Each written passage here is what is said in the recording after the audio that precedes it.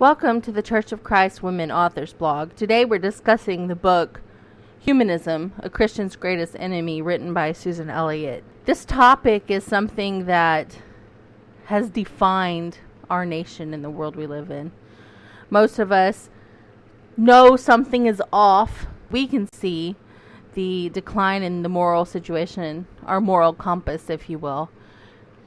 But we're not quite sure why, and we're not quite sure how. I would suggest that it's because we have adapted a humanist viewpoint. And we don't have to say that we're humanist to have adapted this stance. It's so ingrained in our society that a lot of times we don't even recognize it. I'd like to read an article I wrote for Christian Woman magazine some time ago. It's titled, "At War with Secular Humanism." The battle is here, and our only option is to fight. But do we still sit idly by, oblivious that we are even engaged in a war that is winning the very souls of our children? Christians are always, in a sense, at war with sin, but most evils are easy to recognize. Galatians 5:19 through 21. And because of that, we teach our children to be careful of those things. We tell them to flee fornication, murder, hatred, and other sins of the flesh. But some evils are so great, so buried within the very foundation of society itself, that we don't realize they're there until it's too late. We walk an unsuspecting path and fall headlong into the snare of secular humanism. In the book Christianity or Humanism, Which Will You Choose?, Robert L. Wagner states that secular humanism may be referred to by any one of the following names, including secularism, naturalism, materialism, scientism, statism, socialism, egalitarianism, feminism, relativism, hedonism, rationalism, romanticism, multiculturalism, and globalism.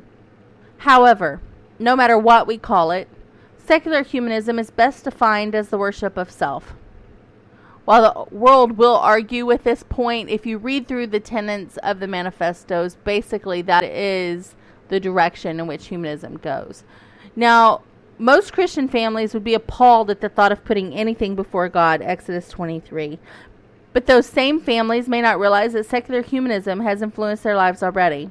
Satan is deceitful and a liar. In fact, Christ refers to Satan as the father of all liars in John 8:44. It is the influence of Satan that weaves secular humanism into our homes. In the mid-1800s, there became a push in American society to get rid of religion and replace it with different values. It was the dream of many men to drop the mantle of old religion and replace it with human reasoning and science. They wanted to create a purely utopian society. Robert Owen is credited as having created the world's first secular communist community in New Harmony, Indiana in 1828. His community, according to the book The New Harmony Communities, published in 1902 by George Browning Lockwood, was the birthplace of what they called social regeneration. Many famous writers during those years also helped to push utopian ideas onto society through their literary works and financial contribution. Brooks Farm, a well-known transcendentalist colony located in West Roxbury, Massachusetts, was home to around 120 people between the years of 1841 to 1847. Famous residents include Nathaniel Hawthorne, author of The Scarlet Letter, who helped to financially establish Brooks Farm, and Ralph Waldo Emerson. Emerson, of course, is a treasured American poet and is well known for teaching the individualist doctrine of self-reliance. Writer and former convert of the New Harmony community, Orestes Brownson, wrote that the objective of their community was to get rid of Christianity and to convert our churches into halls of science. The plan was not to make open attacks on religion, but to establish a system of state schools from which all religion was to be excluded, and to which all parents were to be compelled by law to send their children. Of course, we see that today. Brownson also stated, for this purpose, a secret society is formed and the whole country was to be organized, and that comes from the New American. Unfortunately, the ideals at the New Harmony community and the community at Brooks Farm were just the beginning.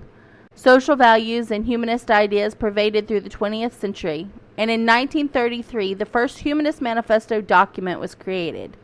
The third paragraph in the Humanist Manifesto 1 states, "Today, man's larger understanding of the universe, his scientific achievements, and deeper appreciation of brotherhood have created a situation which requires a new statement of the means and purposes of religion. Such a vital, fearless, and frank religion, capable of furnishing adequate social goals and personal satisfaction, may appear to many people as a complete break with the past. While this age does owe a vast debt to the traditional religions, it is nonetheless obvious that any religion that can hope to be a synthesizing and dynamic force for today must be shaped for the needs of this age. There are 15 affirmations in the Humanist Manifesto 1. These affirmations have entered our society and not some ideal relics of past humanist dreams. Unfortunately, the goals of the 1930s humanists have been greatly realized. To date, there are 4 humanist manifestos. The most recent was composed in 2000. If you look at my Amazon sales page, you'll see the polarizing topic. It's a topic people don't want to discuss. It's something that when you read through the pages of this book, you see that we are all involved in. This book covers abortion. This book covers the right to die. It covers socialism. It digs into the education system.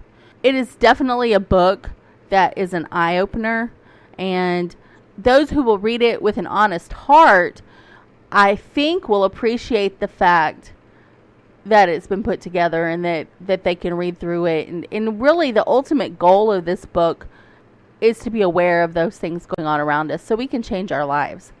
Because really we need to be putting God first. We need to be worried about the morals of our society. We need to make sure that our children are not growing up humanists. And that's something that we all have to be dedicated to.